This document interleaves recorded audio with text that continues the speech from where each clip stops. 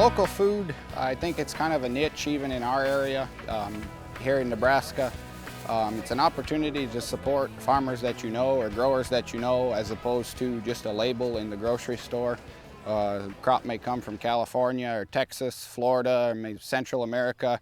You don't really know where it's came from, and some of that information, I can tell you what variety of cucumber or cabbage, when it was picked, I can tell you where it was, and just some of that information and background knowledge about a crop.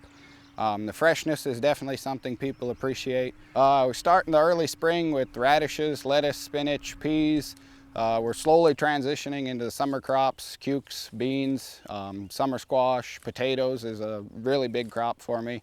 And then in the summer we'll move into tomatoes, peppers, eggplants, melons, and finish out the fall with winter squash and pumpkins and some ornamental crops. One of the unusual things, is not so much in Seward, but in Lincoln, is explaining to people what a kohlrabi is. It's related to a cabbage. It's probably one of the best things that I grow.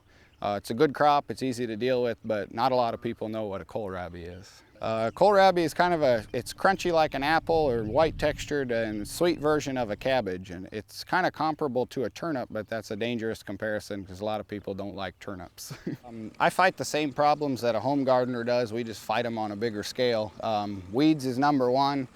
We've had a lot of rain recently in the last 3 weeks, like most of eastern Nebraska, so the weeding kind of got put on the back burner. So yeah, we're fighting weeds tooth and nail. We fight the same insects whether you have 10 feet or 1,000 feet of beans or cucumbers or cabbage, whatever the crop is. We fight the same insects, we just kind of fight them on a bigger scale. I see the white moths flying around the cabbage and the cucumber beetles and bean leaf beetles. We fight the same pests that the home gardener does, just maybe on a bigger scale.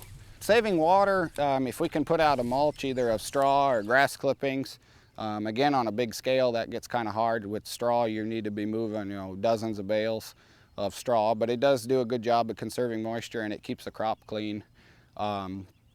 Towards the green side, I'm not organic, but I like to think we're kind of sustainable in that we do use herbicides, but I also have a nice complement of cultivators and several different cultivators that we use on different crops, whether it be pumpkins or potatoes, even into cabbage and broccoli. We can use cold steel as weed control as opposed to using chemicals.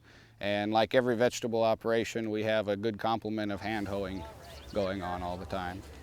The best part is really the people. When you go, both the growers and the customers, talking with the growers, what are you dealing with, what are you fighting, what are your problems?